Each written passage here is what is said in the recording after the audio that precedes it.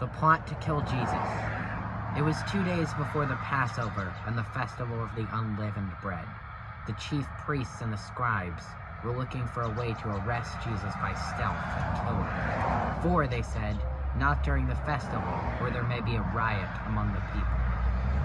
Judas agrees to betray Jesus. Then Judas Iscariot, who was one of the 12, went to the chief priests in order to betray him to them. When they heard it, they were greatly pleased and promised to give him money. So he began to look for an opportunity to betray him.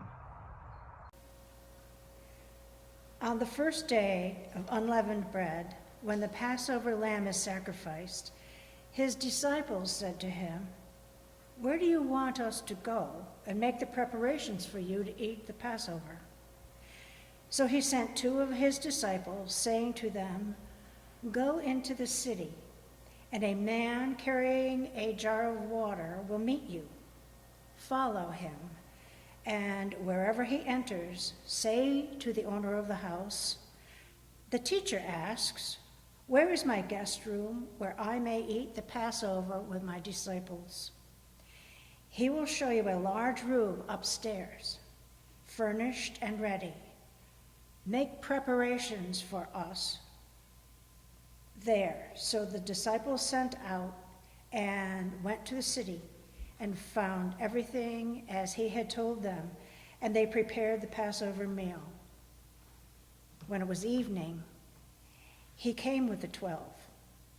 And when they had taken their places and were eating, Jesus said, "Truly I tell you, one of you will betray me, one who is eating with me." They began to be distressed and to say to him, one after another, "Surely not I." He said to them, "It is one of the 12, one who is dipping bread into the bowl with me. For the Son of Man goes as it is written of him. But woe to that one by whom the Son of Man is betrayed. It would have been better for that one not to have been born." The institution of the Lord's Supper. While they were eating, he took a loaf of bread, and after blessing it, he broke it, gave it to them, and said, "Take, this is my body." Then he took a cup, and after giving thanks, he gave it to them, and all of them drank from it. He said to them, "This is my blood of the covenant, which is poured out for many.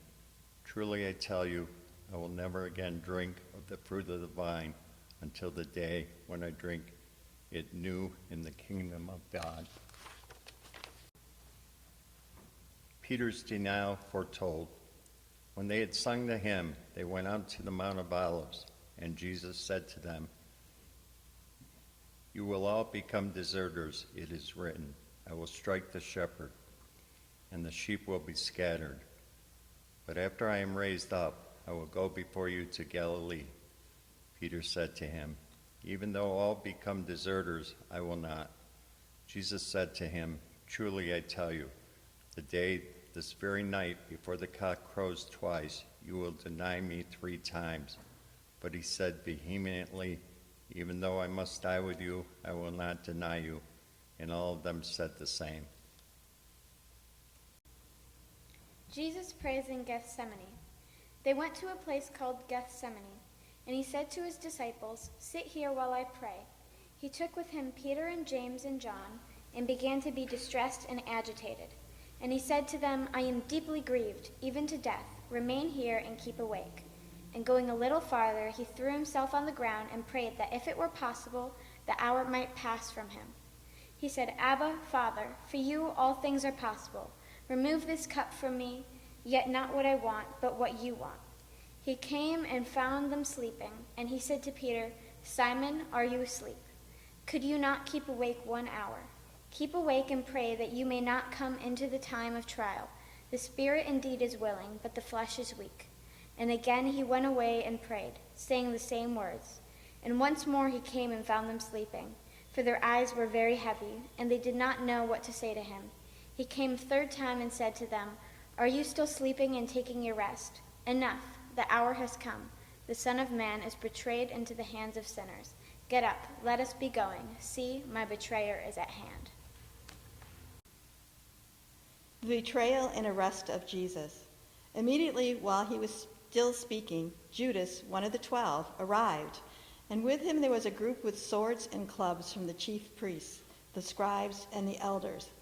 Now the betrayer had given them a sign, saying, "The one I kiss is the man. Arrest him and lead him away under guard." So when he came, he went up to him at once and said, "Rabbi," and kissed him.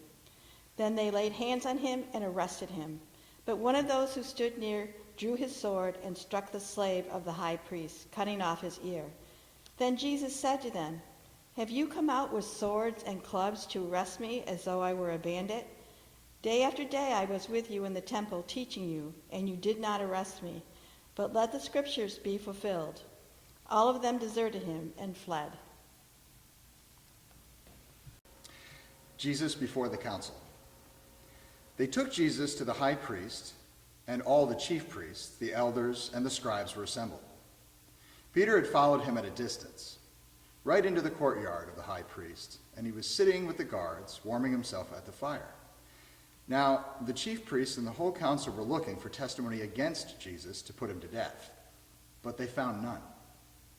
For many gave false testimony against him, and their testimony did not agree. Some stood up and gave false testimony against him, saying, "We heard him say, 'I will destroy this temple that is made with hands, and in 3 days I will build another not made with hands.' But even on that point, their testimony did not agree." Then the high priest stood up before them and asked Jesus, "Have you no answer? What is it that they testify against you?" But he was silent, and he did not answer. Again the high priest asked him, "Are you the Messiah, the Son of the Blessed One?" And Jesus said, "I am. You will see the Son of Man seated at the right hand of the power, and coming with the clouds of heaven." Then the high priest tore his clothes and said, "Why do we still need witnesses? You have heard this blasphemy. What is your decision?" All of them condemned him as deserving death. Some began to spit on him, to blindfold him, and to strike him, saying, "Prophecy." The guards also took him over and beat him. Peter denies Jesus. While Peter was below in the courtyard, one of the servant girls of the high priest came by. And when she saw Peter warming himself, she stared at him and said, "You also were with Jesus, the man from Nazareth." But he denied it, saying, "I don't know or understand what you're talking about." And he went out into the forecourt. And then the cock crowed. And the servant girl, on seeing him, began again to say to the bystanders, "This man is one of them." But again he denied it. And then after a little while, the bystanders again said to Peter, "Certainly you're one of them, for you are a Galilean." But he began to curse, and he swore an oath, "I do not know this man you're talking about." At that moment, the cock crowed for a second time. And then Peter remembered that Jesus had said to him, "Before the cock crows twice, you will deny me 3 times." And he broke down and wept. Jesus before Pilate. As soon as it was morning, the chief priests held a consultation with the elders and scribes and the whole council. They bound Jesus, led him away, and handed him over to Pilate. Pilate asked him, "Are you the king of the Jews?" He answered him, "You say so." Then the chief priests accused him of many things. Pilate asked him again, "Have you no answer? See how many charges they have brung against you?" But Jesus made no further reply, so that Pilate was amazed. Pilate hands Jesus over to be crucified. Now at the festival, he used to release a prisoner for them, anyone for whom they asked. Now a man called Barabbas was in prison with the rebels who had committed murder during the insurrection. So the crowd came and began to ask Pilate to do for them according to this custom. Then he answered them, "Do you want me to release for you the king of the Jews?" For he realized it was out of jealousy that the chief priest had handed him over. But the chief priest stirred up the crowd to have him release Barabbas for them instead. Pilate spoke to them again. "Then what do you wish me to do with the man you call the king of the Jews?" They shouted back, "Crucify him!" Pilate asked them, "Why? What evil has he done?" For they shouted all the more, "Crucify him!" So Pilate, wishing to satisfy the crowd, released Barabbas for them, and after flogging Jesus, he handed him over to be crucified.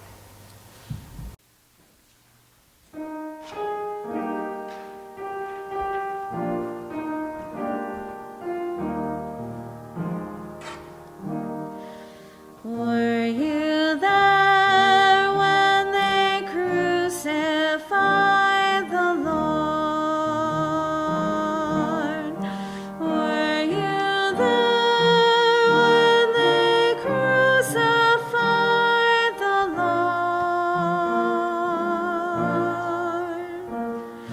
Oh,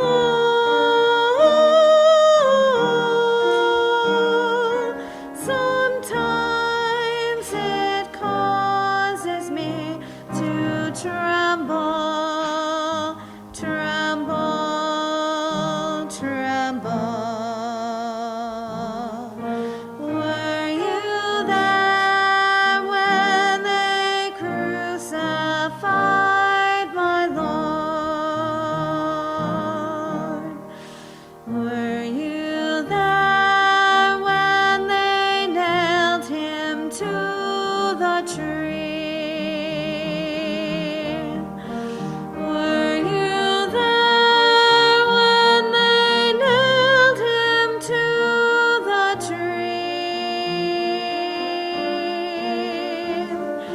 Oh,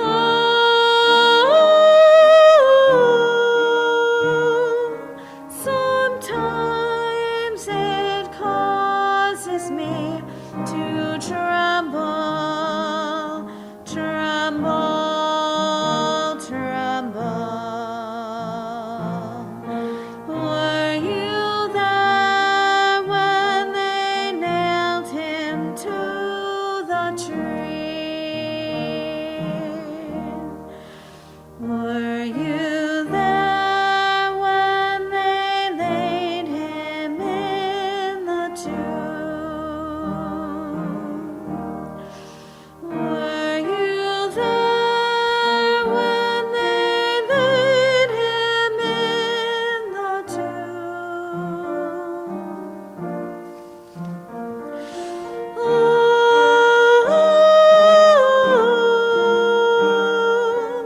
sometimes it causes me to tremble, tremble, tremble. Were you there when they laid him in the tomb?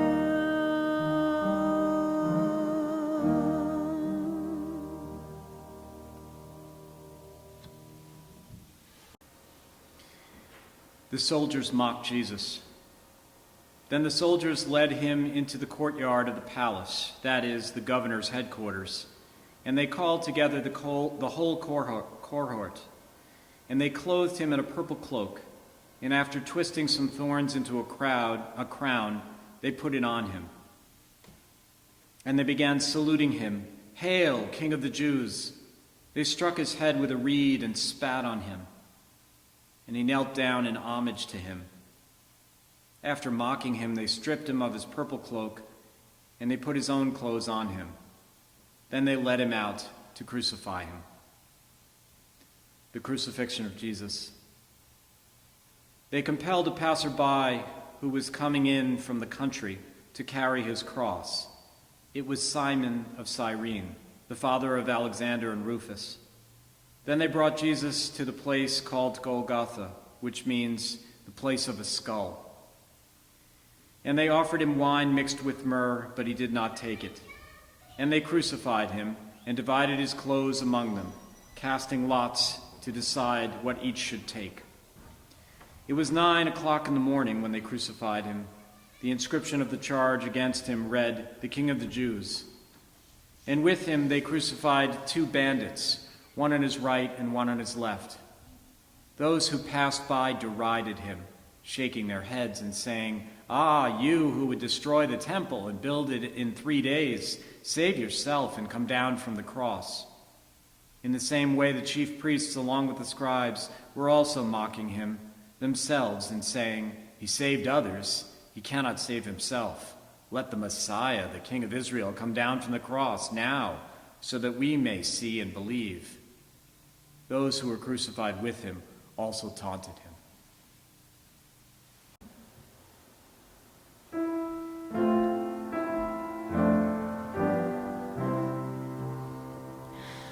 Oh, sacred head now wounded, with grief and shame weighed down, now scornfully surrounded, with thorns thine only crown. Oh, sacred head, what glory, what bliss till now was thine. Yet though despised and gory, I joy to call thee mine. What language shall I borrow to thank thee, dearest friend, for this thy dying sorrow, thy pity without end? Oh, make me thine forever, and should I fainted mean, Lord, let me never, never outlive my love to thee.